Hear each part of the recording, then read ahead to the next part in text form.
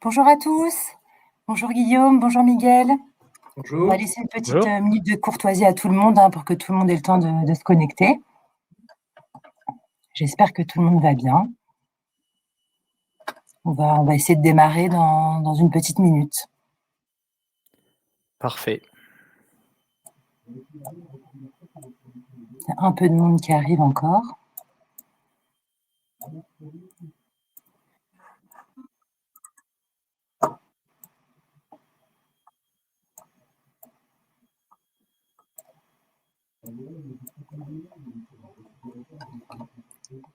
Il est 11h01, donc on va démarrer. Bienvenue à tous pour ce webinaire Ecofi consacré à l'investissement solidaire. Aujourd'hui, nous allons vous parler loi Pacte, label, solutions d'investissement et impact. Durant ces 30 minutes, nous serons accompagnés de Guillaume de Vaumoré, responsable de l'analyse solidaire, et de Miguel Rodriguez, gérant de la SICAV Choix Solidaire et co-gérant du fonds Ecofi Agir pour le climat. Je vous rappelle que vous avez la possibilité de poser vos questions pendant l'intervention sur le bouton en bas à droite de l'écran et nous y répondrons bien sûr à la fin. Guillaume, pour commencer, est-ce que tu peux revenir sur la genèse de la finance solidaire et nous définir ce qu'est un fonds solidaire ? Oui, et bonjour Sarah, bonjour Miguel, bonjour à toutes et à tous. Oui, donc d'abord un peu de pédagogie. Je vais définir ce que c'est qu'un fonds solidaire. Donc on va parler d'impact et d'objectifs. Donc un fonds solidaire est un fonds qui a un mécanisme de solidarité. Donc historiquement, ces fonds étaient des fonds de partage. D'ailleurs, Ecofi et le Crédit Coopératif ont créé le premier fonds de partage en 1983. C'est un fonds qui, comme son nom l'indique, partage son rendement ou sa performance avec en général une association reconnue d'utilité publique. Donc dans ce cas, le CCFD, donc pour fin développement, le CCFD, le Comité catholique contre la faim et pour le développement. On a d'autres fonds avec l'UNICEF, par exemple, et la Fondation Abbé Pierre. Ensuite, durant les années 2000, se sont créés deux types de fonds solidaires. Donc, c'est des fonds qu'on appelle dans notre jargon les fonds 90-10. Donc, ces fonds sont investis donc, à 90% dans le monde du côté, donc en actions, en obligations, en titres de créances négociables. Donc, chez Ecofi, 100% ISR, bien sûr. Et donc 10% sont investis, par contre, dans le monde du non-coté, qu'on verra plus tard plus longuement. Donc, les 90%, c'est le moteur financier et responsable du fonds.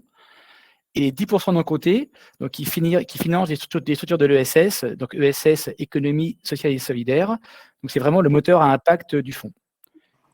D'accord, donc on a bien compris la partie cotée à hauteur de 90% de l'actif net est plutôt investi dans des secteurs économiques classiques comme la technologie ou l'industrie. Mais s'agissant des secteurs solidaires, je crois que c'est moins connu. Est-ce que tu peux nous donner plus de détails ? D'accord. Donc tout d'abord, l'ESS, effectivement, donc c'est quand même un poids assez important. En général, on dit que l'ESS en France représente 10% du PIB. Et c'est également, il faut savoir, 14% de l'emploi privé en France. Donc effectivement, on ne peut pas avoir des secteurs un peu classiques dans cette thématique comme dans le monde du côté. Et donc chez Ecofi, en fait, on a repris la terminologie de la gamme Agir, donc du crédit coopératif. Et donc on classe les structures de l'ESS dans 4 grandes thématiques Agir. Donc la première thématique s'appelle Agir pour entreprendre autrement. Donc là-dedans, on classe toutes les structures liées à l'insertion. Donc, ce sont des entreprises ou associations qui réinsèrent des chômeurs de longue durée et donc qui créent de l'emploi en France. L'autre grande thématique s'appelle Agir pour la planète. Donc là, on protège l'environnement. On est dans des structures qui travaillent dans les ENR, énergie renouvelable, par exemple. Le troisième gros poids, c'est Agir pour une société plus juste. Donc là, on retrouve des entreprises qui travaillent dans tout ce qui est logement très sociaux ou tout ce qui est soutien à des publics vulnérables, donc des enfants, des seniors, des handicapés. Et le dernier secteur s'appelle Agir pour la solidarité internationale. Et là, on retrouve plutôt un impact hors de France, dans tout ce qui est commerce équitable, microfinance et également tout ce qui est humanitaire et développement. D'accord. Alors, dans tous ces secteurs, comment Ecofi fait pour trouver les entreprises sociales ? Alors, nous, on parle plutôt d'entreprises solidaires, donc effectivement, parce qu'il y a en fait un agrément d'État, qui est l'agrément ESUS, entreprise solidaire d'utilité sociale, donc qui est donné par les départements, et tout entrepreneur qui veut créer cette entreprise doit avoir cet agrément.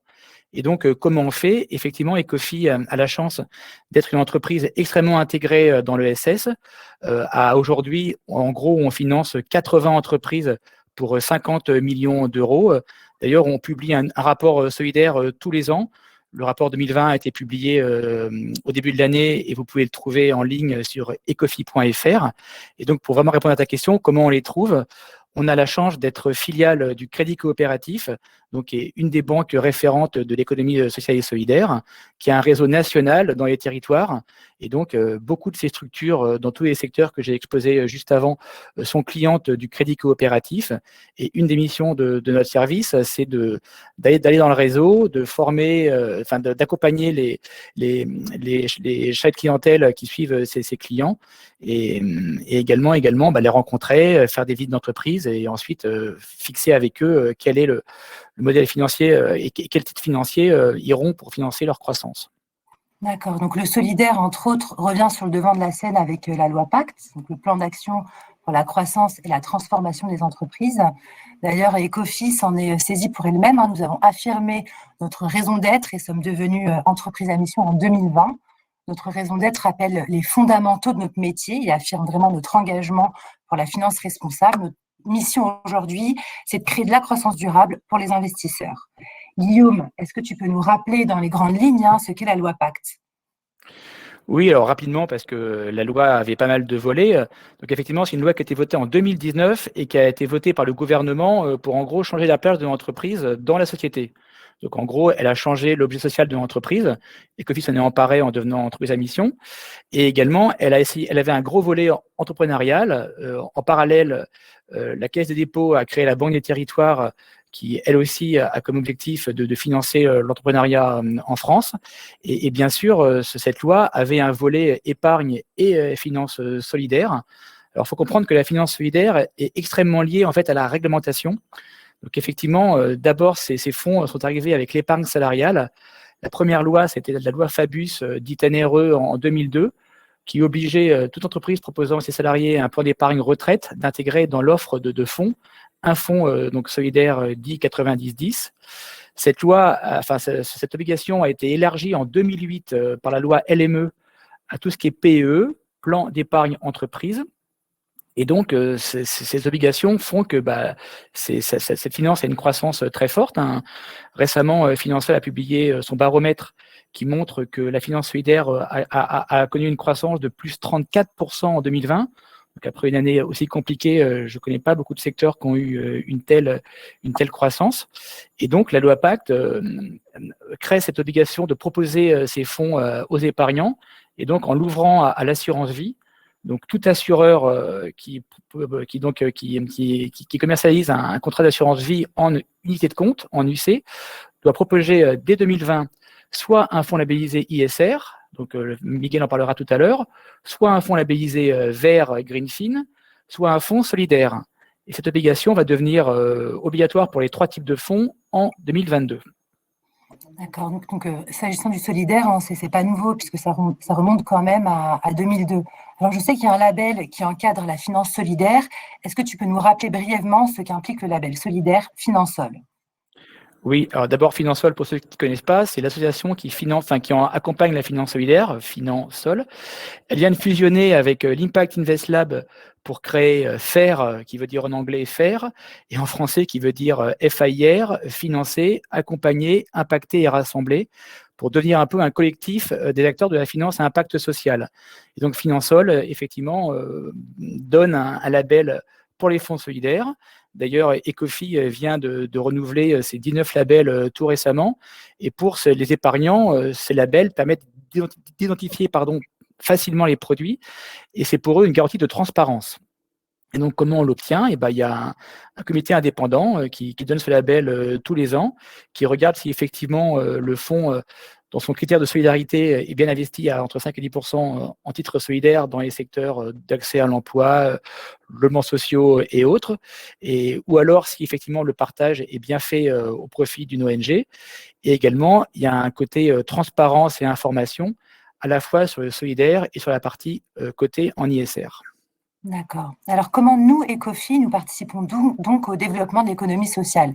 Nous avons construit une gamme solidaire avec des profils de risque différents, de l'obligataire court terme au multi-actif, donc des profils allant du moins au plus risqué. Aujourd'hui, c'est focus sur 2 fonds multi-actifs avec des stratégies distinctes. Et nous allons commencer par la stratégie modérée. Miguel, est-ce que tu peux nous présenter Choix Solidaire? Alors bonjour à tous, bonjour Sarah, bonjour Guillaume. Moi je suis là en fait effectivement pour vous parler de 2 stratégies. Tout d'abord un fonds d'allocation prudent qui s'appelle Choix Solidaire. C'est un fonds qui peut être exposé jusqu'à 35% en actions, avec un minimum en obligation de 55%. Un fonds qui va investir sur la zone euro avec un horizon de placement de 2 ans. Alors, c'est un fonds qui a obtenu 2 labels, Guillaume en a parlé. Donc, le premier label qu'il a obtenu, c'est le label ISR, attribué par le ministère de l'économie et des finances. Et le deuxième label, c'est le label Finansol, dont Guillaume vient de parler. Alors, on est là sur un fonds d'allocation avec un process d'allocation qui est identique à celui de tous les fonds multi-actifs d'Ecofi, donc avec la capacité à prendre des risques quand nous jugeons et à nous protéger dans les séquences de volatilité. Au-delà de l'attrait ISR dont vient de parler Guillaume, j'identifie plusieurs moteurs de performance dans ce fonds. Alors tout d'abord, c'est l'intégration des critères ESG, l'ISR en fait. Donc l'ISR, c'est un élément important chez Ecofi puisque ça fait plus de 20 ans que nous gérons des fonds ISR. Nous avons une équipe dédiée. Et en fait, sur l'ensemble de nos fonds ouverts, nous excluons les armements controversés, le tabac, les jeux d'argent, le charbon et les paradis fiscaux. Alors, plus spécifiquement sur Choix Solidaire, il est soumis au degré de sévérité le plus fort. Il implique déjà de sélectionner les valeurs les mieux notées et l'exclusion des entreprises les plus controversées. Alors, j'insiste sur cette partie parce que c'est un élément très important pour une gestion prudente. Nous estimons en fait que c'est un moyen efficace de réduire les risques d'accident sur une valeur. En d'autres termes, nous sommes convaincus que les émetteurs les plus controversés sont aussi ceux qui vont sous-performer dans les années qui viennent. Oui, c'est vrai, on a d'ailleurs noté une accélération de l'ISR depuis la COP21 et une courbe exponentielle depuis la crise sanitaire. Et c'est aussi ce qu'on observe chez Ecofi. Les fonds qui collectent le plus sont ceux qui ont des engagements particuliers, donc sur des thématiques climatiques ou plus généralement sur le développement durable. Et que ce soit d'ailleurs côté institutionnel ou particulier avec l'épargne salariale ou bien l'assurance vie. Il y a vraiment un réel appétit de l'ISR de la part des investisseurs, n'est-ce pas ? Oui, Sarah. En fait, il y a effectivement un appétit pour nos fonds. Il y a aussi un appétit sur les marchés. Et d'ailleurs, la crise actuelle en a été l'accélérateur. Nous avons la conviction en fait que les valeurs les plus respectueuses de l'environnement, du social et de la gouvernance seront des sources de surperformance dans les années à venir. On constate d'ailleurs ce très fort appétit sur les marchés à travers les émissions qui sont assez nouvelles. Depuis quelques années, on a des émissions green, social, sustainable. Donc, les émissions explosent en réponse à une demande qui elle aussi explose. Et on voit même on voit d'ailleurs des investisseurs qui sont prêts à payer davantage pour obtenir une obligation green que pour une obligation classique à émetteur et caractéristiques équivalentes. L'autre moteur de performance que je souhaiterais mettre en avant, c'est la qualité du fonds multi-actif. Donc avec cette allocation, je répète, donc la capacité à prendre des risques ou non en fonction de nos anticipations des marchés, mais aussi la capacité d'intervenir sur de nombreuses classes d'actifs. C'est un fonds qui intervient naturellement sur les actions, sur les obligations, alors les obligations crédit ou souveraines, sur les marchés à terme, mais aussi un élément important et une originalité pour ce fonds-là, c'est que c'est un fonds qui intervient sur les obligations convertibles. Vous savez que nous avons une forte expérience dans la gestion des obligations convertibles. Ça fait plus de 40 ans, ça fait presque 40 ans que nous gérons des fonds convertibles chez Ecofi, puisque notre premier fonds a été créé en 1984. Et il s'agit là en fait d'un actif plutôt approprié pour une gestion prudente, parce que ce sont des produits qui arrivent à participer à la hausse des actions tout en agissant comme une protection dans des cas de volatilité. D'accord. Donc là, on a bien compris, on est sur une gestion dynamique et responsable, investie à 55% minimum en produits de taux et 35% maximum en actions. On a envie d'en savoir plus sur la partie solidaire, du coup. Guillaume, est-ce que tu peux nous donner un exemple de valeur solidaire dans lequel le fonds investit et surtout, quels en sont les impacts concrets? Oui, Sarah, tout d'abord, effectivement, Ecofi, nous, on essaye d'aller au-delà de tout ce qui est structure, on va dire, incontournable de l'ESS, que sont la foncière Habitat Humanisme, qui est basée à Lyon et qui produit des logements sociaux et très sociaux, ou par exemple le fonds France Active Investissement, donc, qui est géré par France Active et qui lui aussi finance donc l'économie sociale et solidaire dans toute la France. Donc on préfère aller dans des, enfin on va dans ces structures incontournables, mais on préfère également aller dans des dossiers plus petits et plus proches des territoires avec un fort impact local. Et en gros, la SICA avait investi dans une quinzaine d'entreprises. Et la dernière levée à laquelle on a participé, c'est la levée donc, de Village Vivant, donc, qui est une coopérative sous forme de SIC. Elle a créé une foncière solidaire au service des territoires ruraux et qui œuvre pour redynamiser en fait les campagnes et proposer un nouveau concept de foncière commerciale pour les entrepreneurs qui veulent créer un commerce localement. Donc, elle est basée d'abord dans la Drôme et elle agit en Drôme et Ardèche et pour l'instant les départements et régions autour. Donc, Village-Vivant en fait souhaite lever le frein au marché de la location commerciale, donc tout ce qui est le coût d'achat, le coût de rénovation. Et donc, elle porte le foncier dans des villages ou villes où il y a des commerces qui ont disparu pour essayer de redynamiser ces centres-villes. Et donc, elle veut réimplanter des commerces type café associatif, commerce innovant, voire même micro-crèche. Et donc, au départ, elle a financé via elle-même 5 projets pilotes. Donc, par exemple, l'auberge de Beaufre, donc, qui est créée sous forme de SCOP. Donc, il y a également une société coopérative ouvrière en Ardèche, ou par exemple à Trévoux, dans l'Ain, une librairie qui s'appelle La Folle Aventure. Donc la levée de 2020 en fait servi à financer l'impact de créer 20 nouvelles boutiques dans les prochains trimestres et années. Et ils ont un but, c'est d'en avoir 100 en 2030. D'accord, c'est un bel exemple d'accompagnement en tout cas. Merci Guillaume. Miguel, est-ce que tu peux maintenant nous parler de la stratégie dynamique qui est davantage portée vers la thématique climat? Oui, alors Sarah, la deuxième stratégie solidaire que nous voulions, dont nous voulions vous parler, c'est celle donc du fonds Ecofi Agir pour le climat. Il s'agit là aussi d'un fonds d'allocation. Celui-là est dynamique, c'est-à-dire qu'il doit être investi au minimum à 60% en actions, avec une zone d'investissement en Europe, un horizon de placement de 5 ans.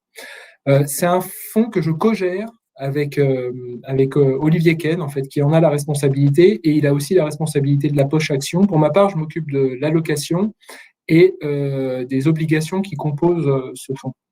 Donc effectivement, Sarah, tu en as parlé. La particularité de ce fonds, c'est que c'est un fonds thématique. Alors c'est thématique sur le climat, soit la problématique de la transition énergétique et écologique.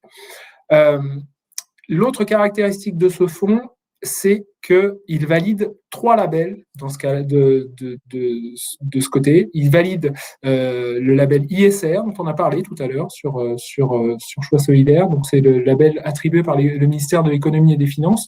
Le label Finansol, Guillaume en a parlé, et le label Greenfin, sur lequel je vais revenir, qui lui est attribué par le ministère de la Transition écologique.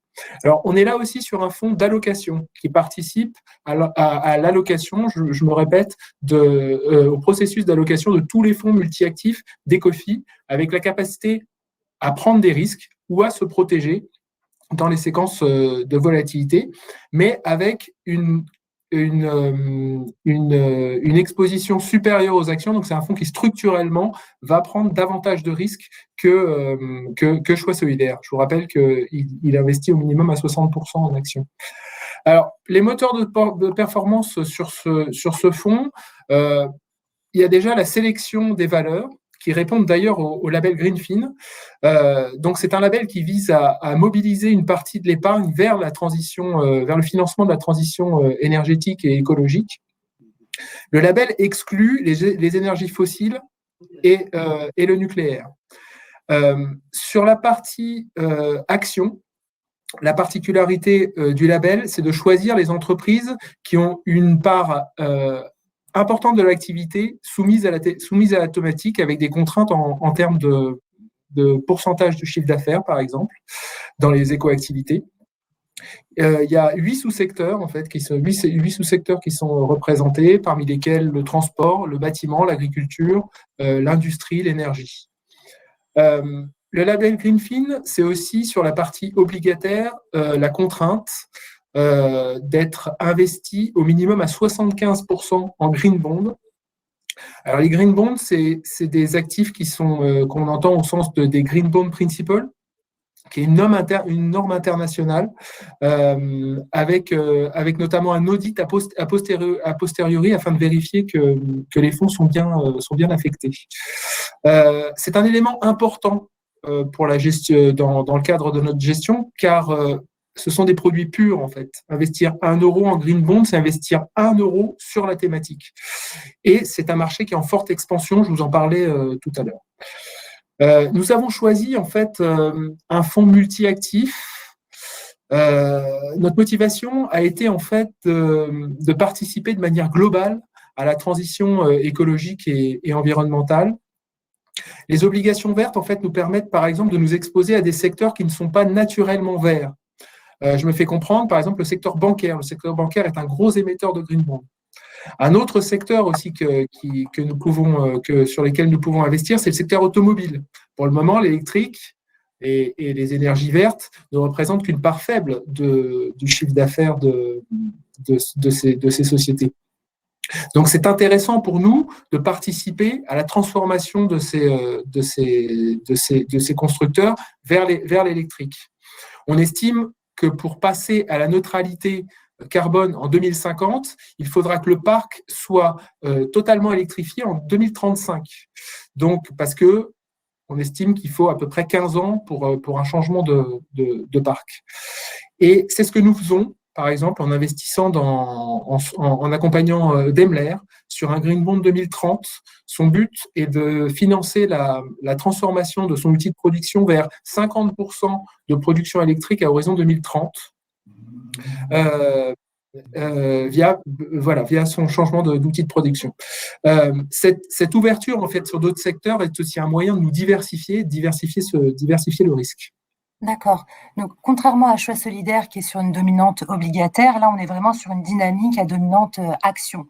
Donc, au vu de la thématique, j'imagine que la partie solidaire privilégie les titres, les activités liées à la protection de l'environnement. Guillaume, est-ce que tu peux nous détailler la partie solidaire ?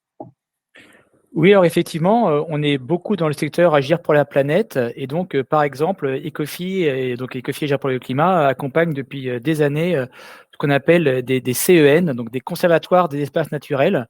Donc, ce sont des conservatoires qui protègent la biodiversité.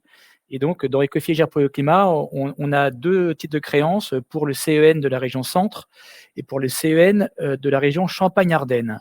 Et donc, 2 mots sur ce dernier. Donc, effectivement, son but, c'est de préserver donc tous les sites, on va dire, importants de la région. Il y a 20 salariés. Donc, ils préservent quasiment 4300 hectares de lieux. Donc, ce sont des zones soit humides, type marais, étangs, mais également des forêts, des pelouses. Et donc, ils gèrent 242 sites en Champagne-Ardenne et protègent 11 réserves naturelles. Mais effectivement, on peut également avoir d'autres structures qui sont un peu à la croisée des secteurs. Donc, par exemple, on accompagne également en titre de créance Études et Chantiers, qui est une structure dans l'insertion et qui travaille dans 2 secteurs, dans 2 domaines d'activité, donc l'environnement et tout ce qui est économie circulaire. Ils sont basés en Île-de-France. Donc, l'environnement, en fait, ils ont des chantiers d'insertion dans tout ce qui est entretien et valorisation des espaces verts, principalement autour de la Petite Couronne. Ils ont également des fermes biologiques ou des fermes où il y a des jardins sous forme de maraîchage biologique, où il y a des salariés en insertion qui produisent, cueillent des légumes et des fruits et qui après les vendent au panier aux habitants à côté. Et l'autre secteur, économie circulaire, là, ils travaillent beaucoup autour du vélo. Et donc, ils ont 7 chantiers de vélo dans toute l'Île-de-France, principalement à Paris. Et donc, également, j'ai parlé d'une ferme de maraîchage biologique. Alors, elle s'appelle la ferme Saint-Lazare. Alors, elle n'est pas près de la gare Saint-Lazare comme Ecofi, mais elle se trouve dans l'Essonne, à Grigny. D'accord. Alors, Guillaume, la question que tout le monde se pose, combien d'entreprises en sourcing actuellement chez Ecofi et combien vous en avez financé? Alors, depuis la création du premier fonds solidaire chez Ecofi, donc c'est 2002, et la SICAV Choix Solidaire, on a financé 140 structures.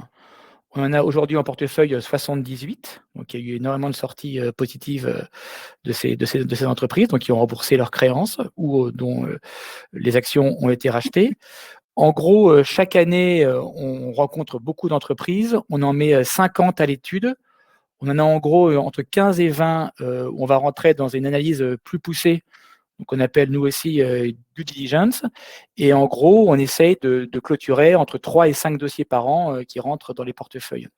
Donc par exemple, actuellement, on est en train de finir le closing, encore un peu un terme anglais, mais on est en train de clôturer la levée de fonds des Glénans, qui est la plus grande école d'Europe de voile, et donc qui est basée, enfin ils ont pas mal de sites en Bretagne, en Corse et également en Île-de-France.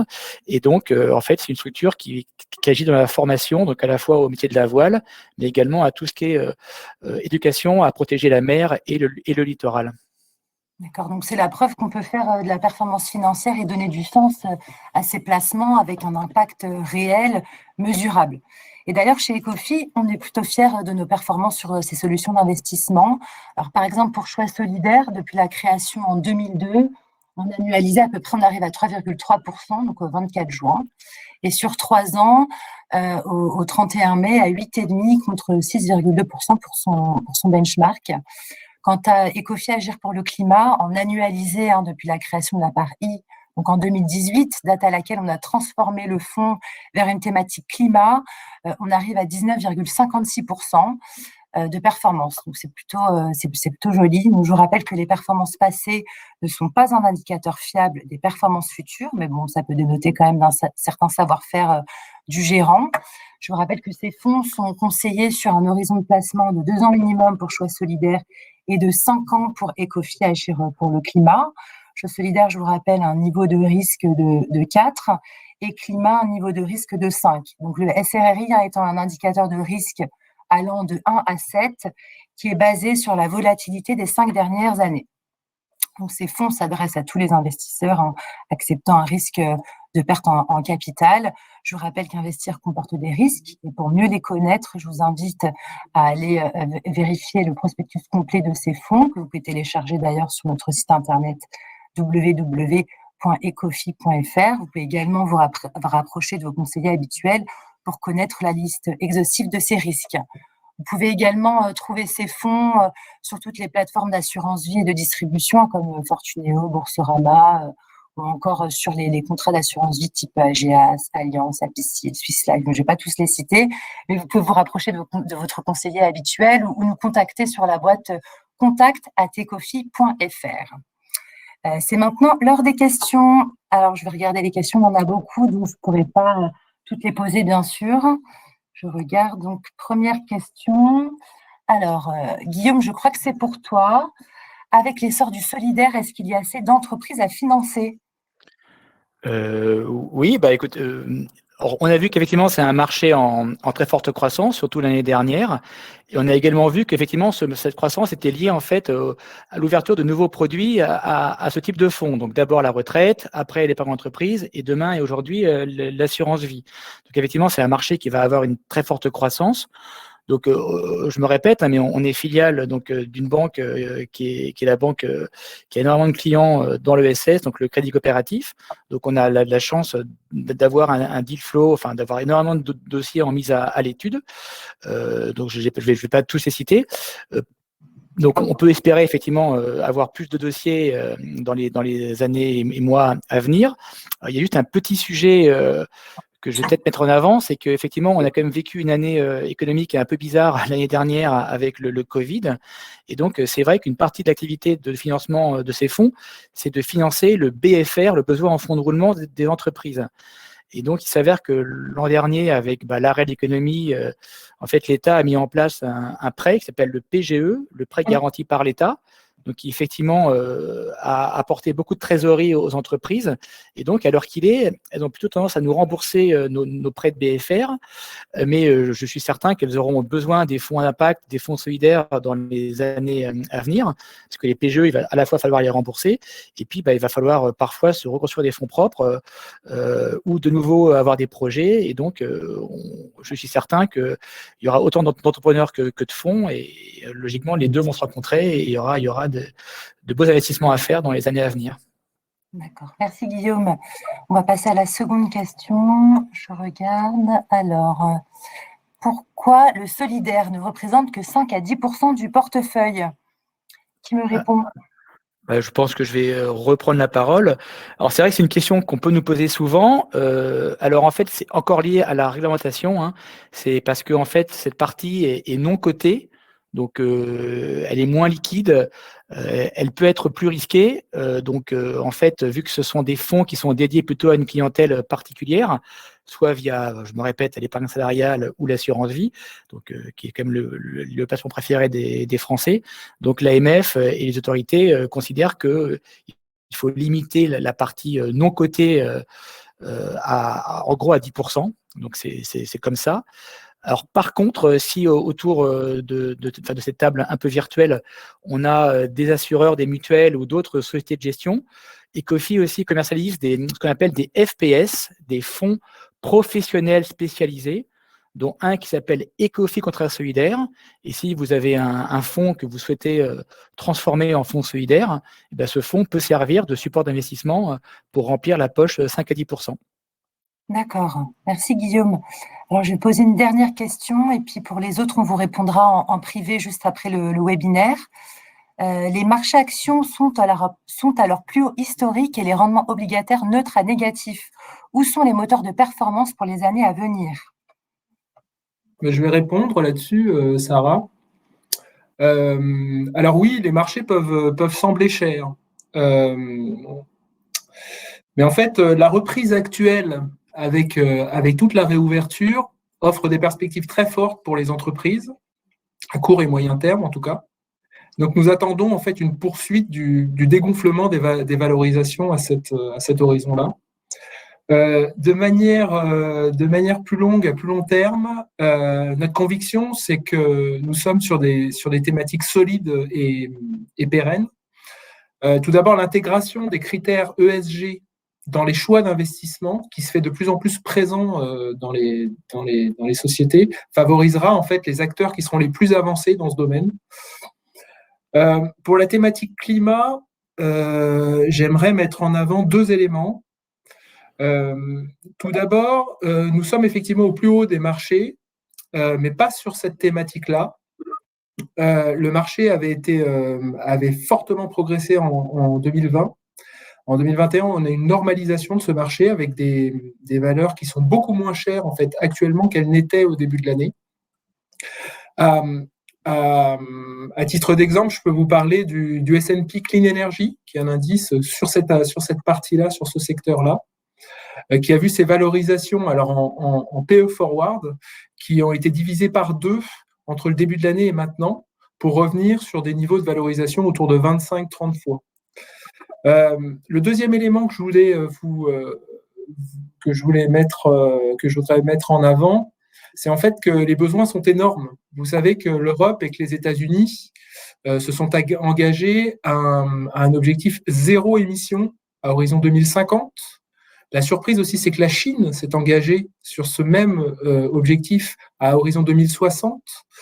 Donc, et toutes ces zones mettent en place des plans massifs d'investissement dans cette direction-là. Donc, on pense que ça va fonctionner. Et puis, l'autre élément, c'est au-delà des performances. Alors, on a bien identifié qu'il y avait un défi climatique. Ce que nous sentons aussi, c'est qu'il y a aussi un défi social dans la société. On l'a vu avec les populismes à travers le monde, à travers les gilets jaunes. Donc, il va falloir répondre à cette question-là. Et je pense que les fonds solidaires répondent en partie à cette question-là, et ça, c'est important. Donc oui, nous sommes optimistes et nous croyons au potentiel de ces thématiques. Merci Miguel. Alors, ce webinaire touche à sa fin. Merci à tous de nous avoir suivis jusqu'au bout et nombreux. Merci encore. Je vous rappelle que vous recevrez le replay du webinaire tout de suite après directement dans votre boîte mail. Je vous dis à bientôt. Je vous souhaite de très bonnes vacances. Au revoir Miguel, au revoir Guillaume. Protégez-vous bien et à la rentrée. Au revoir. Au revoir, bonnes vacances. Au revoir.